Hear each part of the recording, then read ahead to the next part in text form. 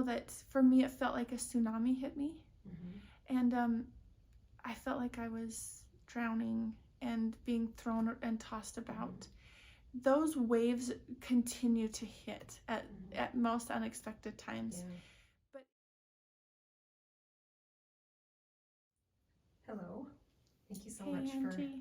for hanging out with me today, and we're going to have a kind of a heavy visit today, but I'm looking forward to hearing your perspective and your thoughts. Would you please introduce yourself? So I am Tandi. Basic quick history. I grew up in Idaho, middle child of 5 kids. My dad's job was up and down, so we eventually moved to California. I was raised in California. My senior year of high school, came back here to Utah. Been here ever since.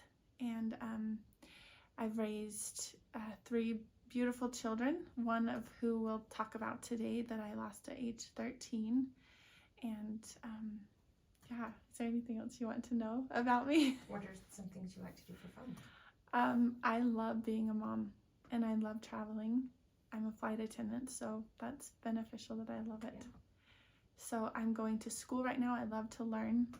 Anything that brings more knowledge is great and exciting to me. Sometimes it sounds boring to other people, but that sounds fun. A documentary sounds much better than some fantasy or, Okay.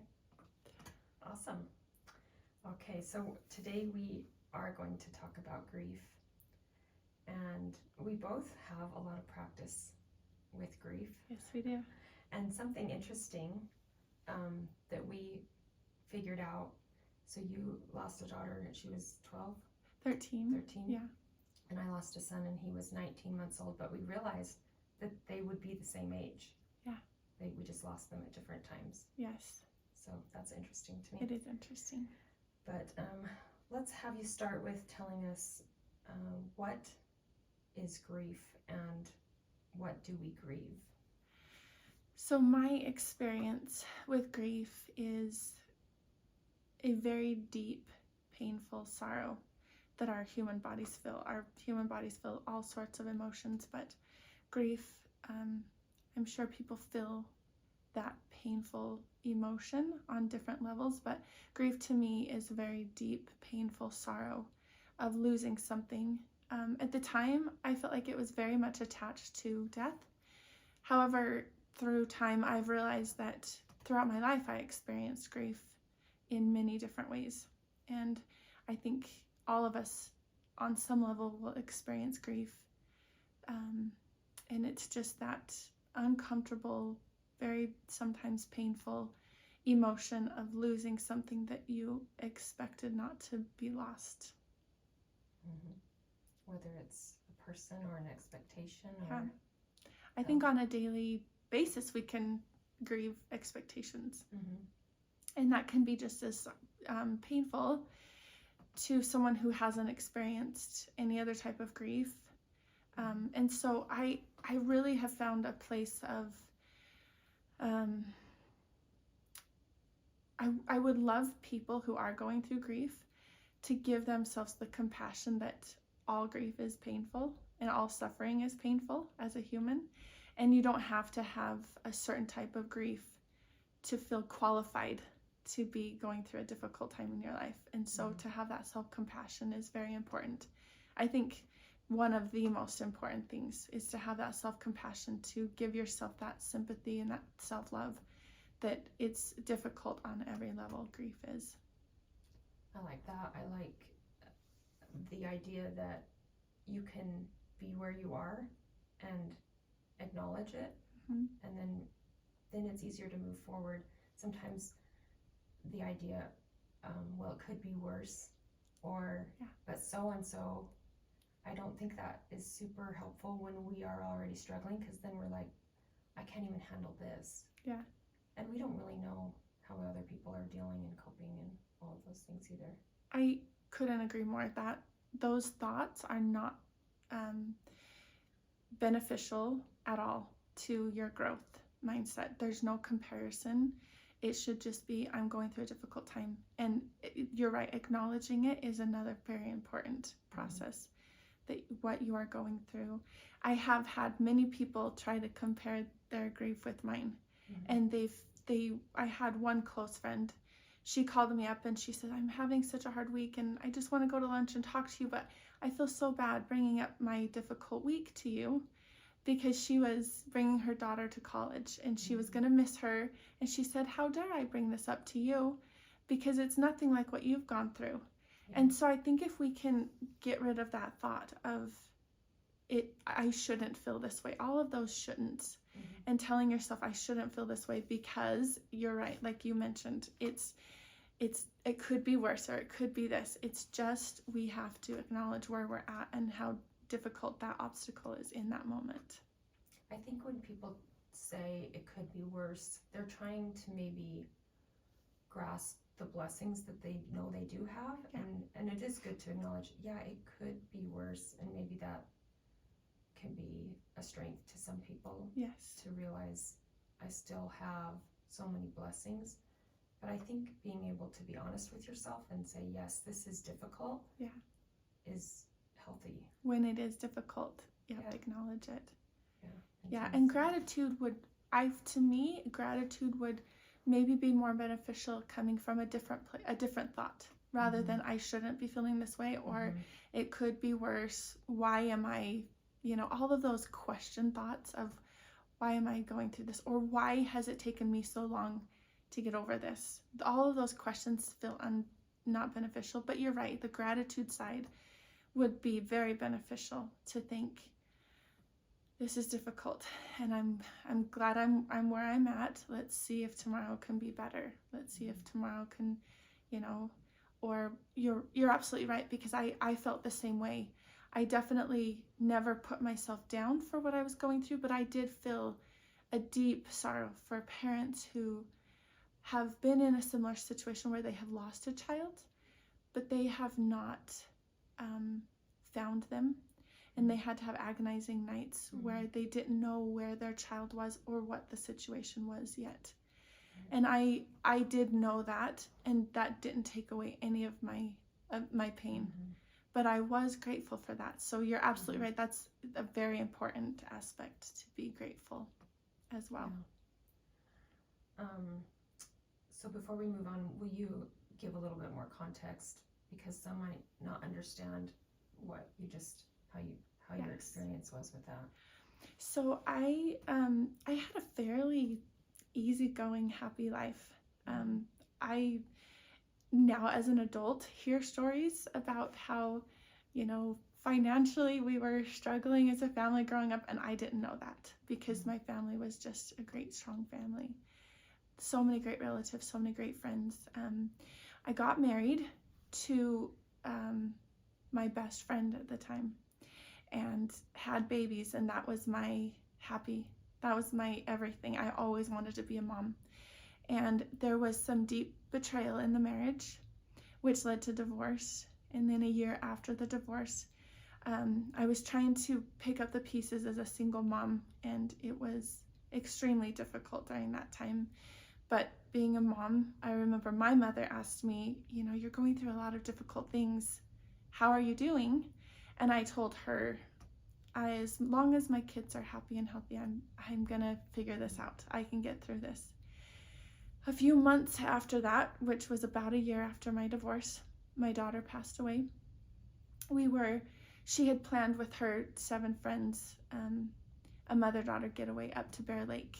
And one of the families brought up a boat, and they took turns bringing us all out on the boat. And the last group that went out, my daughter was on the boat, and a strong storm came in and capsized the boat, and they survived the capsizing of the boat. But by the time search and rescue got out to them, 4 of them passed away from hypothermia. So it was a very difficult road after that. There had already been a few difficult years, and so that sunk me to the core. And that's, I think, when I felt, in my perspective, I don't think I'll ever feel anything more painful than that. And so it was, for me, rock bottom of emotions.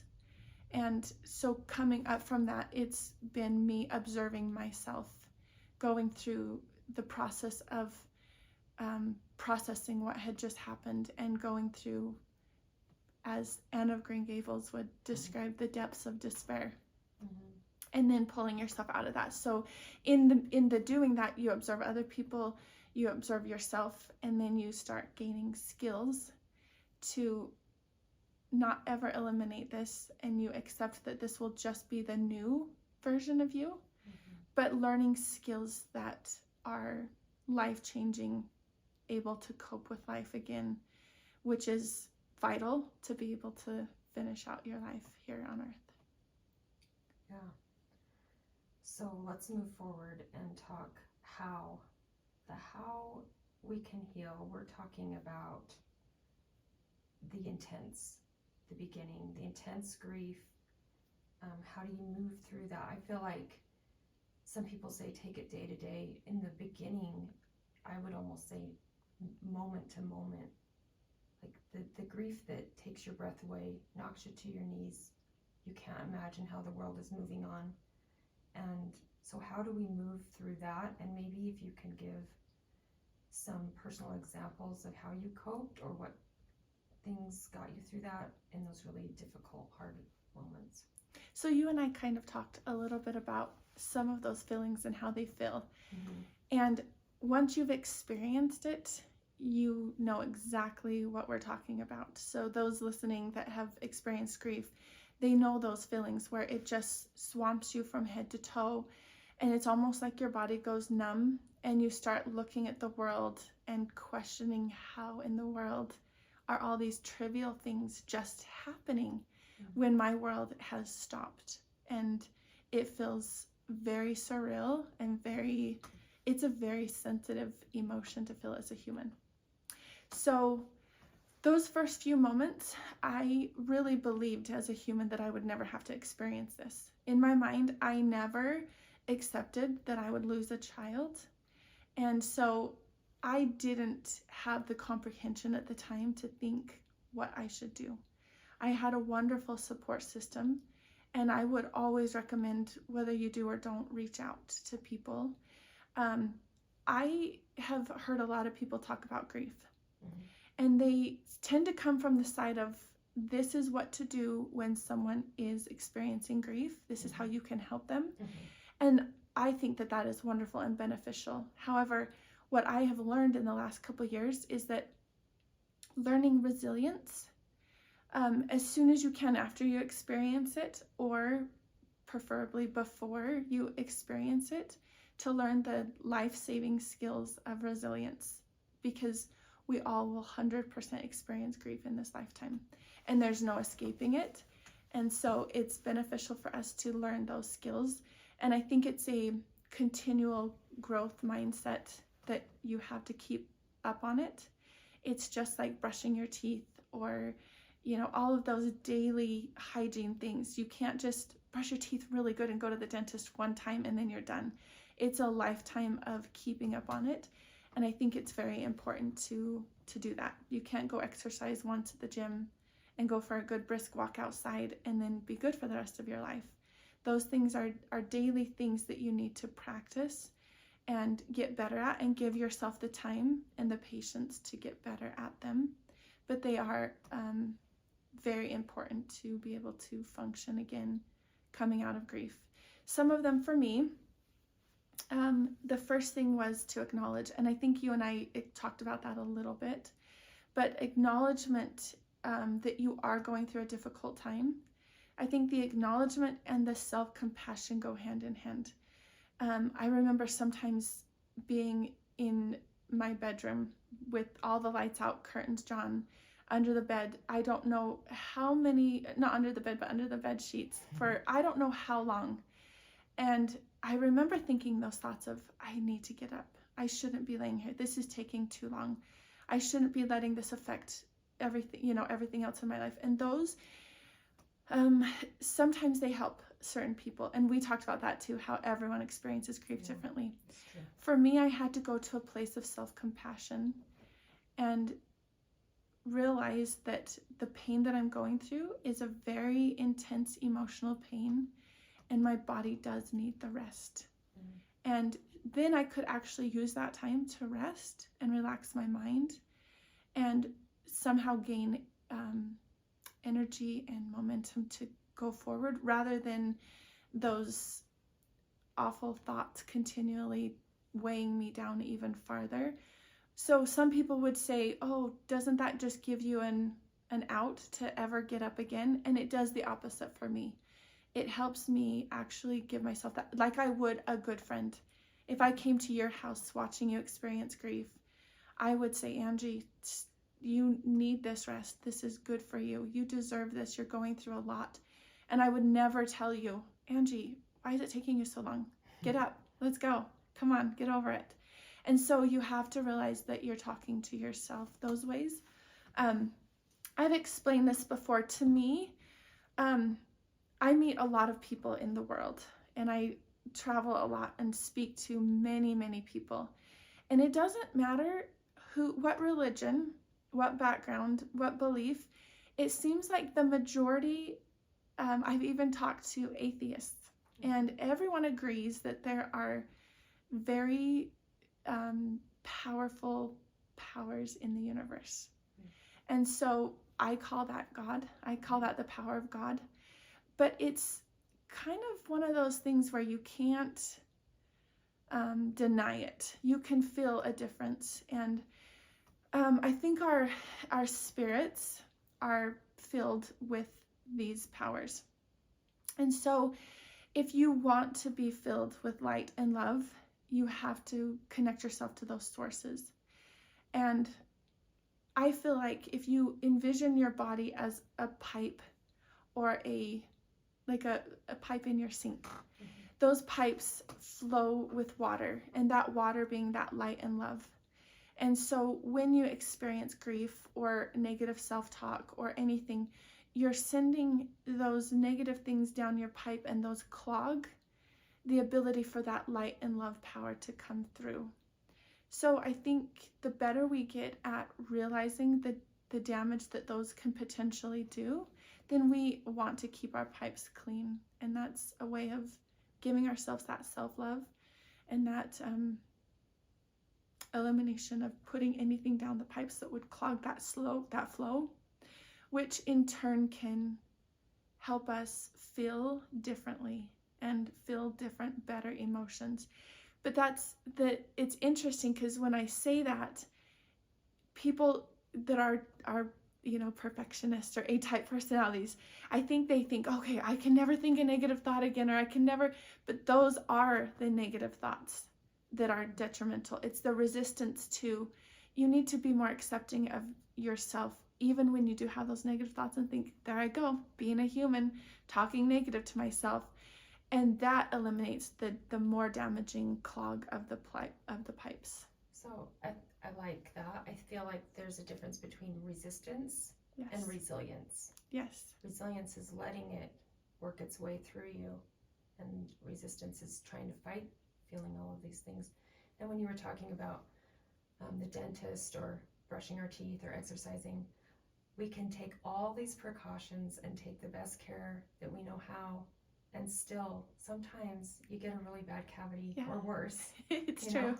Sometimes there's an accident, or sometimes you need, no matter how good a shape you can be in, there can still be an injury, or something can happen. And then that's when we have to, others need to help us, or we need a little bit more help to get through the injury. And that goes back to the acknowledgement. And I think when that acknowledgement or acceptance of how human life is very important, because then you're not so shocked and resistant to the feelings that you're feeling at that time. If we really believe that we're going to be born, we're going to have no health problems, we're going to have everyone surrounding us will love us and cherish us, and then we're going to graduate with honors and go to college and have a wonderful career and have wonderful kids that always obey us and everything goes right. If we want, it's good to want those things and strive for those things, but to hold so tightly to them that if anything else besides that goes on, something's gone wrong, then it's so much more painful when we experience the loss of one of them. But if we accept that throughout all of history, we've all experienced grief and loss, then we can say, oh, this is the part of a human life. When I thought I was going to keep this career for the rest of my life and I just got fired, now what? Now what do I do? Instead of saying, no, I was supposed to keep this job forever. This is the only job, to accept that things will change. It kind of, acceptance reminds me of going through a maze, and all mazes have their goal that you need to get to. But not one path is going to get you there. And when you hit that dead end, you don't just give up. You don't try to push that wall away. It's not going to move. No matter how hard you try, you're just going to wear yourself out trying to push a path with a dead end wall. So turn around, go back to the fork in the road and try a different road, and accept that life is never going to be the way you expect it. And find beauty in that and find adventure in that. And ask, now what? Instead of this shouldn't have happened. So you had mentioned earlier how your body needed rest, because this is a very physical experience, even though it's emotional, but it really can wipe you out physically. What are some other things that you found helpful to you during the real hard time? So I heard, I believe it was Jim Carrey was going through a difficult time with depression, and he had a guru or a psychologist that he talked to, and he said depression isn't always a negative bad thing. And I think sometimes we have this rushed hurry to get ourselves out of depression, and yes, always work closely with a psychologist, and this is not professional advice, but to once again not give ourselves that negative talk of, I shouldn't be in bed right now crying and sad, and those things just need to be eliminated. And he called it, which I loved, he called it deep rest instead of depression. He slowed it down and called it deep rest. And sometimes when you actually acknowledge what you are actually going through, one of the most difficult things a human can deal with is grief. And so you're going through a difficult thing, you need that rest. And so giving yourself that acknowledgement that, yes, I need this rest, then you can actually rest and get up feeling more rejuvenated. I know that it's helpful to have yourself set up for success. So everyone works differently. I remember my sister, her house was always spotless clean. And one day I said, Lacey, how in the world do you keep your house so clean? And she said, I know the way I work is that if I'm having company over, I will make sure my house is clean. So I set myself up for success by inviting people over so that I know I'll get the house clean. So if I know my house is going downhill, I'm going to say, okay, on Thursday, I'm going to invite somebody over. That's how it works for her. It works differently for everyone. But setting yourself up for success is maybe reaching out to someone and saying, I'm in a very stable mindset right now, and I know I need to go for a walk every day. Will you help me? Maybe it looks differently for you. Maybe that would be more detrimental for someone to come check in on you every day, and when you don't want that. But find out what makes you work and set yourself up for success. Set something up, whether it's a connection setting up on you or if you can do it yourself. Setting yourself up for those basic needs. I know a lot of people brush that simplicity aside, but the secret really is in the simple.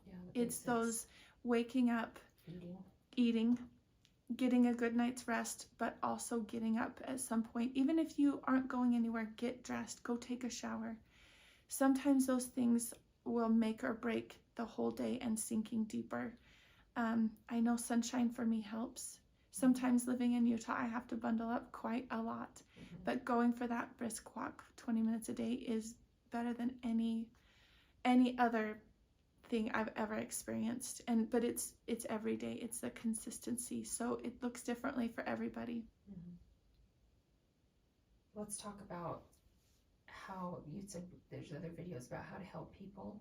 So as an insider, when you're in the thick of it, what are some things that people from the outside did do that were beneficial to you? Or I mean, like you said, everything is different for everybody.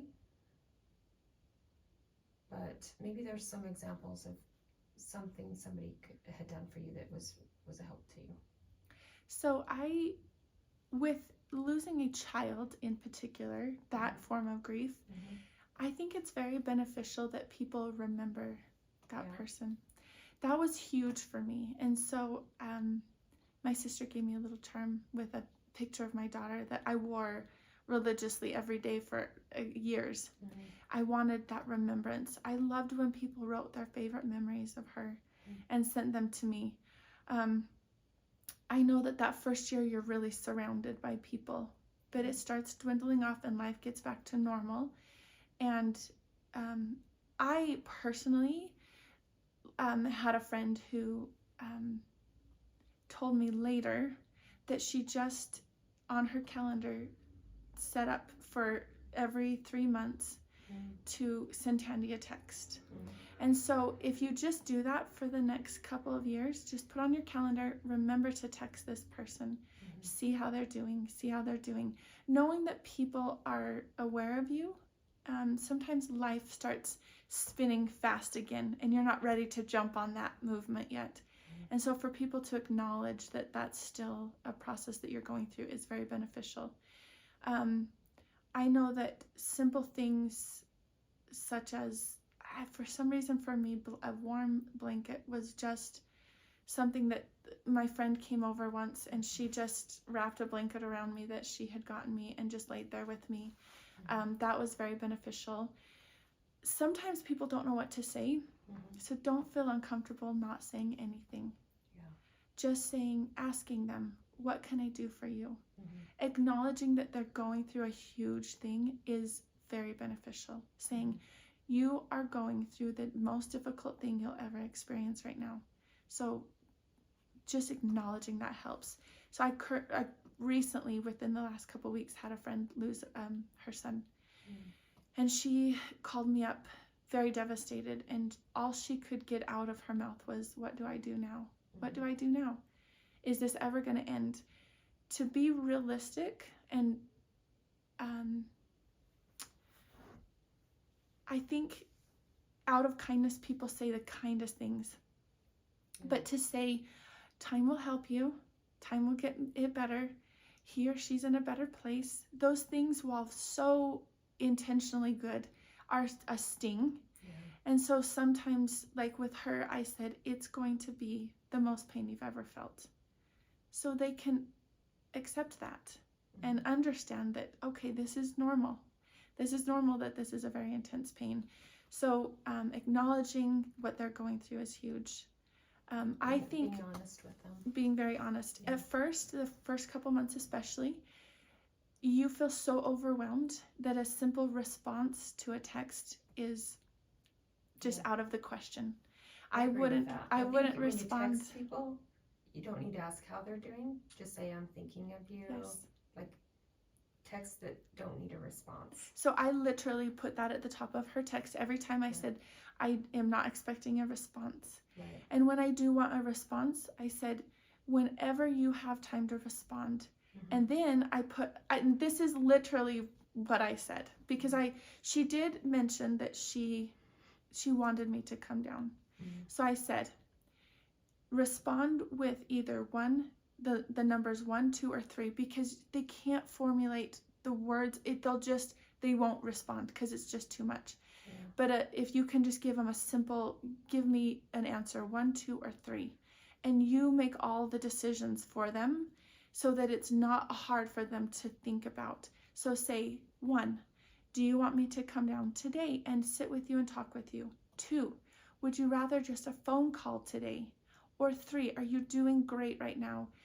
Or not great, but are you in a position where you would rather just let me know later when you want to communicate with me? So you have all the options covered, and all they have to do is say 1, 2, or 3. It's so simple. If you do know that they need a meal, say, instead of, do you want a meal? What do you guys not like? What do you want? Just give them 3 options, A, B, or C. Just respond A, B, or C. Do you want lasagna with salad? Do you want tacos with this? Or do you want a pizza with this? and then they can just choose. Having to make decisions and having to formulate a text in response is beyond difficult. And the only way I get a response from my sweet friend who just lost her son is if I do that very specific text to where she only has to respond with a simple one character symbol. I even had people bring, I just remember a friend coming and just bringing me a bag of groceries, like really easy, fast, quick, protein bars, crackers, drinks. I would even add like mints and ibuprofen and like, things that are kind of essentials when you're surviving, but without any thought or bother, like lots of frozen meals, like lots of little things that microwave dinners for my. So it's easy to grab so at the house. I didn't even have to really worry about a meal coming, and if I, any of that. It just, there was this food ready. And I remember appreciating that and thinking I would have never thought to just go buy somebody some groceries like that, but how helpful that was. But they're not going to go shopping. And if they are, it's going to be very difficult. Right. And those very mundane things, means the simple things like paying bills, if they have a job, if they are going grocery shopping, all those simple mundane things, washing their car, cleaning their house, they become very difficult. There's, I'll just put a word in for, there's a nonprofit called Heavenly Hearts. And they come in that first couple weeks of someone going through losing a child. They lost their child themselves. And they just give them a checklist of, do you need your house cleaned? Do you need to help organize all the paperwork that goes along with the death of a child? Do you need groceries? And all they have to do is check what they need and they take care of it.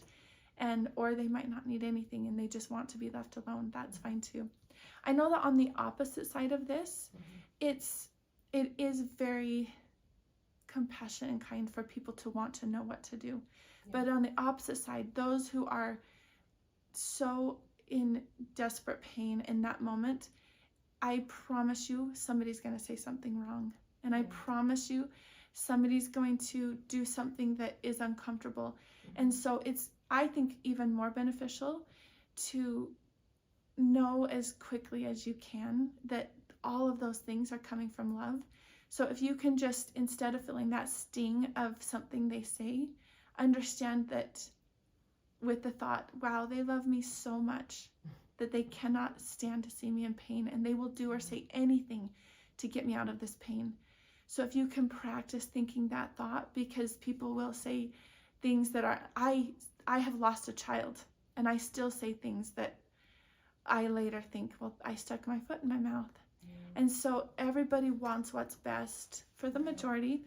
And so to come from that place of understanding and know, wow, I'm surrounded by great people that really love me. Yeah, I think it's, people are just so fragile at this time.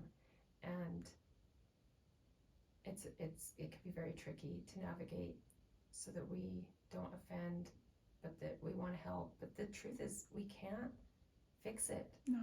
And, some sweet gestures are nice, but it's a heavy thing we can't take it away. Yeah. But it is nice, I think, even if you just can acknowledge a text, like the even just you're thinking of them. Yes. And they don't need to do anything. Yeah. And helpful. Always include that you don't expect a response. Yeah. It's just, it relaxes them. They just think, okay, I don't need to respond because all of that seems overwhelming. And when you do get a huge community like sending you text, you feel that obligation. Right. And so if you can just write, I already know, I can already feel your appreciation and love. You don't need to respond to this text. I just want to send this to you. That is, it takes a lot of pressure off of them. It's true. And another thing I just thought of, I remember once during something that was really difficult, but the phone kept ringing and it was well-intentioned, and I would be crying and then and hello, and try to get through the phone call. Oh yes, everything's fine, and then hang up and start bawling again. And it was like a real light bulb moment for me to realize, you don't have to answer your phone. You don't have to.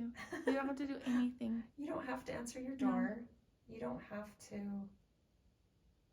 have to do a lot of these things. I think we have these expectations of ourselves. Yeah. But it is okay to give ourselves some grace and time to cope. And people will understand that. Yeah. People should understand that. And if they don't, you watch out for yourself. Yeah. And just take the time. You can always respond when you're ready to, even if it's a year later. Yeah. You take the time you need. It's true. And my friends, still to this day, I have actually kept that I'm not the best at responding, because it does seem overwhelming at times. And this is 8 years later.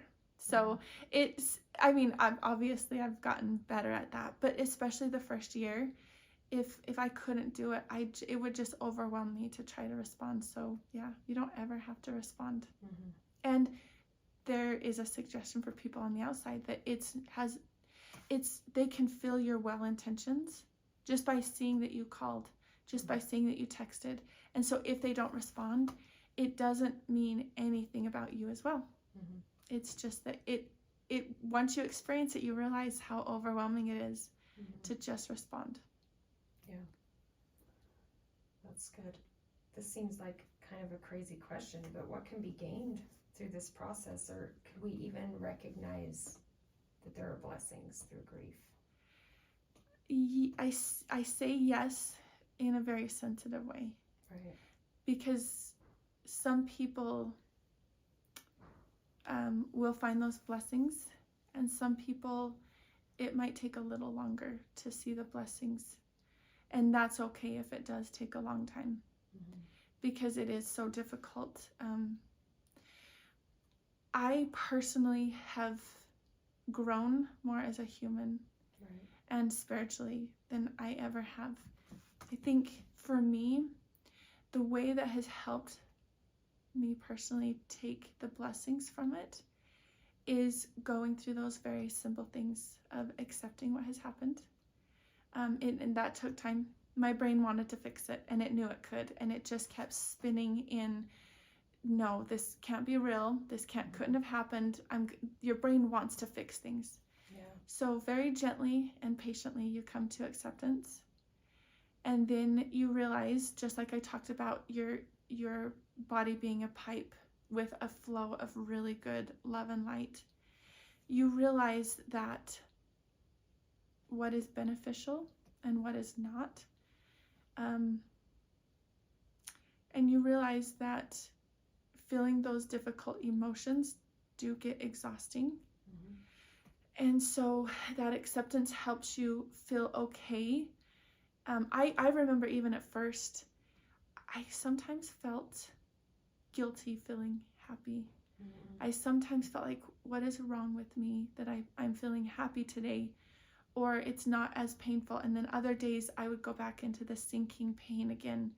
And I think, oh, here I am again. I'm not making any progress. So just accepting that you will go through all of the emotions, and that's okay.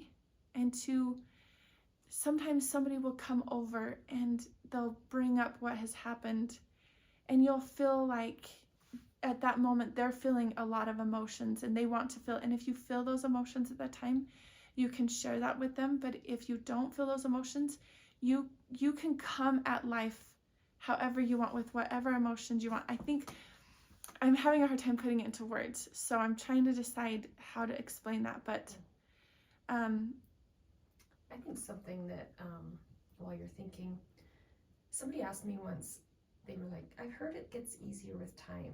Is that true? And I said, I thought about it for a second. I said, I don't know that it gets easier. You just get used to it. You get used to it. You finally can wrap your brain around what's going on and figure out a way to move through your new life to a point that you finally are used to it. But I think if I really think on it, or it stirs up those deep emotions, they're still there. And they'll always be there. They'll always be there. So it's kind of like you're strengthening yourself. You're getting stronger. but the weight of it doesn't go away. You will carry it for the rest of your life, that's a good way to put but it. you are getting stronger. I know that for me, it felt like a tsunami hit me, and I felt like I was drowning and being thrown and tossed about. Those waves continue to hit at most unexpected times. But if you learn, I remember growing up in California, we'd go to the beach a lot. And I remember one time I was out on my little bodyboard and I was surfing on top of the waves. And another lady the wave came and hit on top of me, and she drug me all the way in, sand up my mouth and my nose. And it was the most uncomfortable feeling. But that helpless, suffocating feeling is very intense, but you'll learn skills, and they're not easy skills, that they don't come all in one day. But when you watch people surf, they have the skill to stay on top of the wave, and those waves still come, but surfing is not an easy thing to learn. So you have to get back out there, you have to try different things, but eventually you can learn skills, you can become stronger. But it doesn't go, you're right, it doesn't go away. And that's something that's important to accept. Because when people say time heals it, they think, oh good, I'll wake up one day and it'll be gone. And it doesn't. It's just like the hygiene stuff every day. It takes practice to gain this skill, which is called resilience. And so to get better at the skill of resilience will help you manage those big waves that come in and that heavy weight that you have to carry.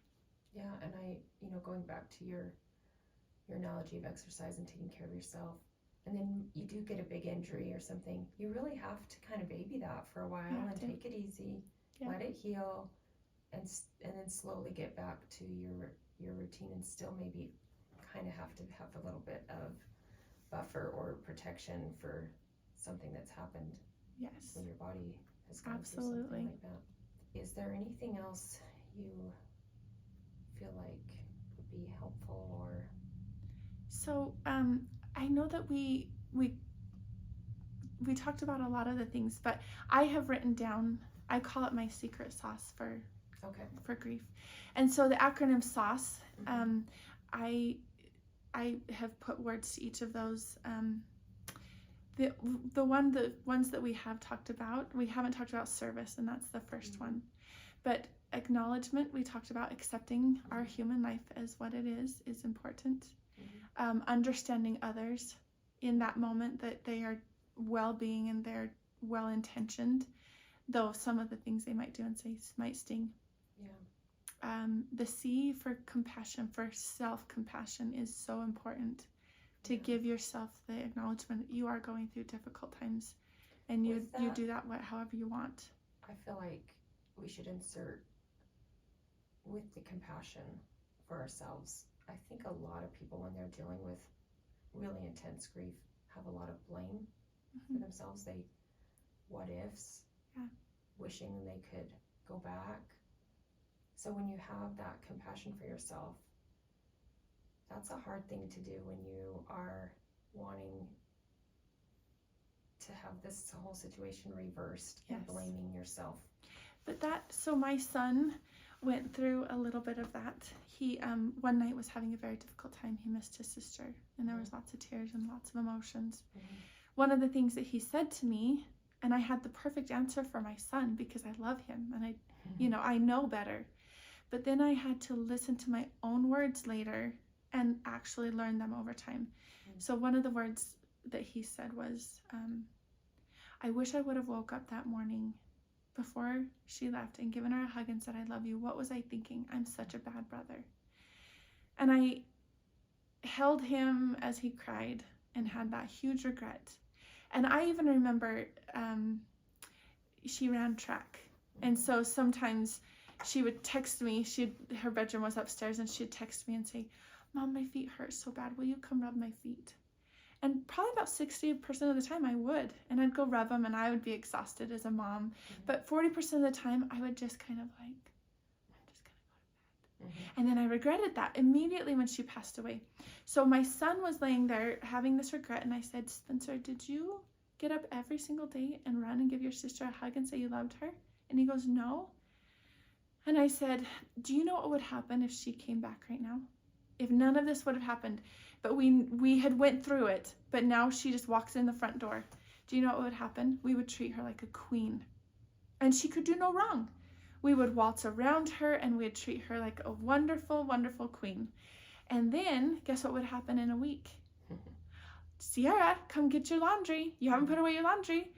Oh my gosh, Sierra, you forgot to do this. And life would get back to normal. And so we can really lay all of those regrets aside as this is what it's like to be a human mom being impatient right now. This is what it's like being a human brother, not being perfect all the time. But the overall theme and message that we send to our loved ones is that I love you, that I'm here for you. I've done the best that I can, but to let go of those regrets was so important. I mean, because they come shooting at you like nonstop. Yeah. I should have done this. What if I would have done this? Could have I changed the outcome? So much. You can exhaust yourself with that. And that's not just with death, but with so many things. Everything. Those regrets, you just have to take them and think, okay, there's another regret. And then come to the reality that, yeah, if your loved one did come back, you would be perfect for a while, and then life would get back to normal, and that's okay. And to love that about you, to that self-compassion is the same love that we give other people. Yeah. My best friends are not perfect, and I love them for their messy sides, their silly sides, and their wonderful sides. Yeah. And to love ourselves for that. I am an amazing mom, and I do a lot of messing up as a mom, and I love all of that.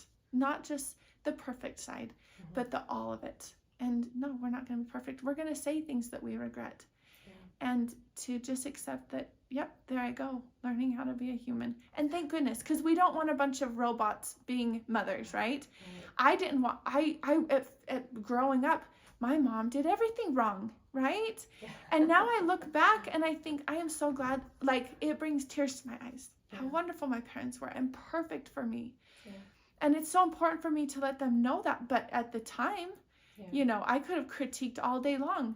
But do I want a robot mom that does everything perfect? No, I want a human mom that makes mistakes. Right. That's good. So C, compassion. What's the next one? So self-compassion. And then the first one and the last one we didn't talk about a lot. So the last one, emotions. Learning how to feel your feelings is so beneficial. Yeah. I think we sometimes have a painful emotion as a human come, and we don't know how quite to handle it. We do a lot of difficult things in life. Some people push themselves to do marathons, or they push themselves to do strength training, or the latest craze is taking ice baths. Like, we push ourselves to do these things. So if we know better, then we can handle it. But sometimes those emotions hit us and we don't know. So instead of feeling it and accepting it as, wow, this is a difficult, painful feeling. This is what it feels like to have grief as a human. We think, oh yeah, I don't want to feel that. And we push it and resist it. And that resistance is the actual pain of it. Grief is painful enough. But then we add layers of resistance, or I shouldn't be feeling this, or I don't want to feel this. So to realize that all of our emotions is an alarm system in our body trying to tell us something is wrong. So to learn to listen to it and to be able to breathe those emotions in, not saying that they're ever going to be easy, but they're a lot easier when you don't add those layers of resistance to them. Yeah. So learning to deal with human emotions is very important. That can be hard. It's a daily thing that you have to practice. So you can, in interactions with people, you can learn that somebody says something and it brings up an emotion, and instead of allowing what that person said to bring up the emotion, you can practice every day and think, okay, I'm going to set what they just said, the words, into a little box. I'm going to set it over here and I'm just going to look at it. I'm not going to let it come into my body. I'm going to decide outwardly, what do I want to think about that? Bounced off your bubble. What do I want to choose to think about? And some things, and it's not a positive psychology type remedy. Yeah. It's not, try to think positive about everything, because there are some things that you are going to want to choose. I'm going to choose to never be okay with this in the world. And I'm going to feel angry sometimes about certain things, but you're choosing your thoughts intentionally, because your thoughts trigger your emotions, and your emotions send literal chemicals out to your body. And so if you keep in a spin in your head instead of going into your body and thinking, okay, this is what it feels like to feel angry right now. This is what it feels like to feel this. And learning to feel your feelings is kind of being honest important. with yourself and maybe even others. Yeah. When you need to. Yep. But taking the will. So like if you are a very anxious person, instead of letting anxiety be at the wheel driving you around, on your road trip, say, no, anxiety is going to be here. I can't get rid of anxiety. It just keeps coming through my body. But anxiety is going to be in the back seat, buckled up. It can't choose the songs we're going to listen to. It can't choose the snacks we're going to buy on our road trip. And it's definitely not going to be driving. But it's going to be a little toddler in the back saying, hey, I'm still here. And so sometimes if you just answer it, yes, I hear you. And what you're anxious about, let's see if it's an actual problem that we need to address. Or can we just, I know, I hear you. Everything's okay right now. We're just fine. And can you put it to rest? But just like a toddler, if you don't answer it, it's going to keep tapping and keep tapping. So you do have to answer it. Yeah, it's going to throw a tantrum. So you just acknowledge it. I hear you. I know. And it's okay. It's fine. And just being okay that today I'm going to walk around with anxiety. Come on, anxiety. You're not going to be in control, but you're coming along with me. Fear does the same thing. Buckle it up into the back seat, but you need to intentionally choose if you want to feel that. And just move through it. Move through it differently. And this is a very condensed version. This definitely takes, and a lot of people have different variations of how to do that, and it's worth a good practice.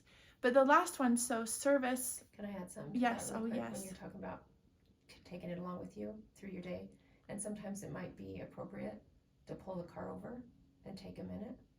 And deal with whatever's in the back seat. And feel it. Yeah. And feel it, or, I'm thinking a little bit of self-care, maybe take a bath or something to help you deal with some of those intense emotions.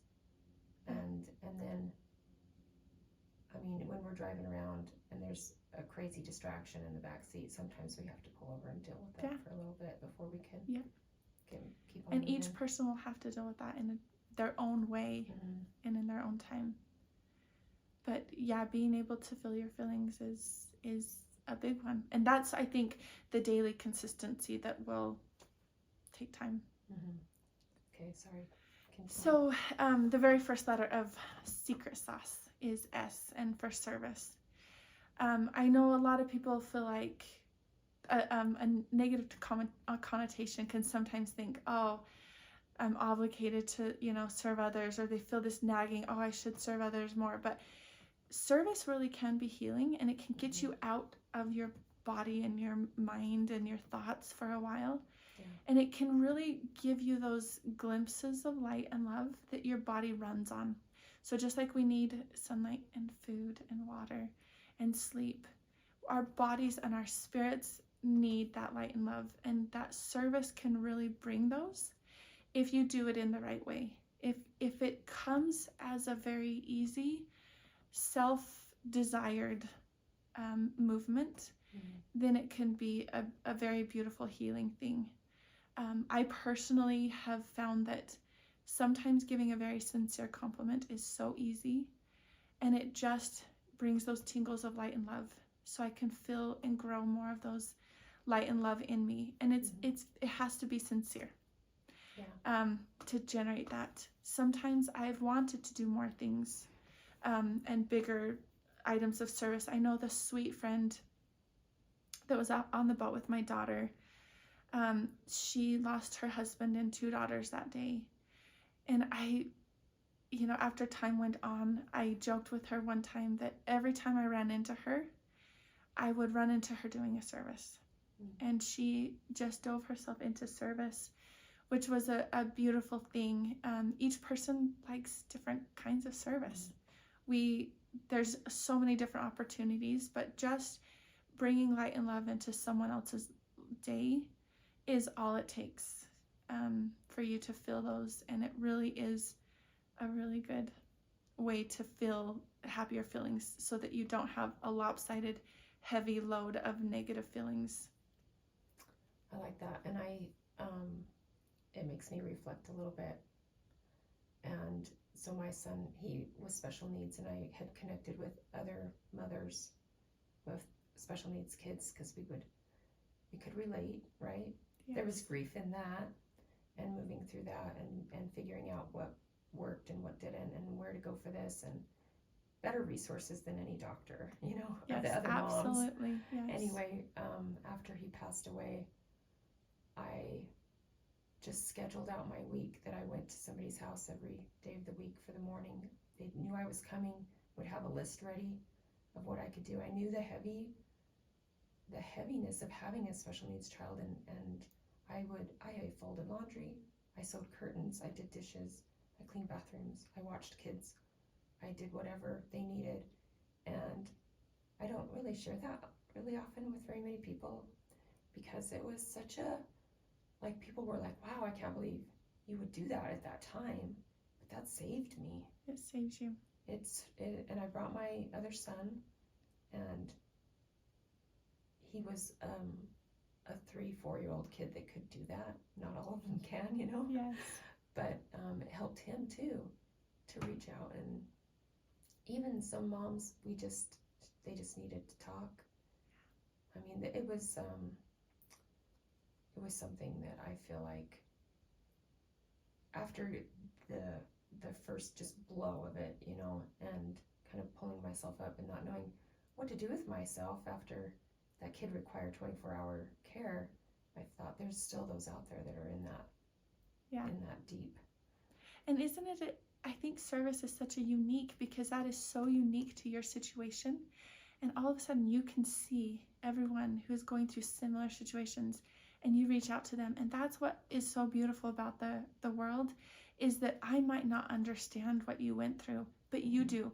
And so you're a master at that. And so you can go help those who are going through that, something that most of us will never be able to comprehend the difficulty of. And you have that specialty, and you can go heal other people through your knowledge and your experience. I felt that same thing. I thought, what would I be doing right now if my daughter was still here? I would be, so busy with her. And so I decided to join an amazing group called CASA, and it's court-appointed officers for children in the system. And we bring them out and we do fun activities with them. We get to know them. We have access to all of their, information. And then we go to court and advocate for what we think is best for that child. It's a wonderful program. But when I have these girls out and about and I'm doing things, that's exactly what I think. I think this is the kind of impact I would want somebody to have on my daughter. And so you have those unique gifts and talents that you can do. And you really don't have to, service doesn't look the same for everybody. And service can literally be taking that extra time to, instead of adding, I think especially as moms, we always look for what's wrong. We have to. I smell a stinky diaper, I need to change that. There's dust in the corner, that needs to be dusted. We look for, and it's beneficial, but we need to realize that looking for negative is kind of a habit that we sometimes get into. So we talk, politics and the world nowadays and all these things. So if you can service can just be as simple as trying to weigh that out and balance that out with noticing the good things. If we go to a restaurant and there was poor service, we are so quick to say, this service was awful. But do we take that time to just simply say, this service was excellent, and telling that person, or writing that review, or giving just as much? That could be your own service. It doesn't have to be this big, magnificent thing. And then it can grow from there, and you will find your own unique, because every person creates wonderful service in life in their own unique way. So just start from something small, and then it will grow. And your ideas, the more service you do, you'll start cultivating these ideas of what can you do.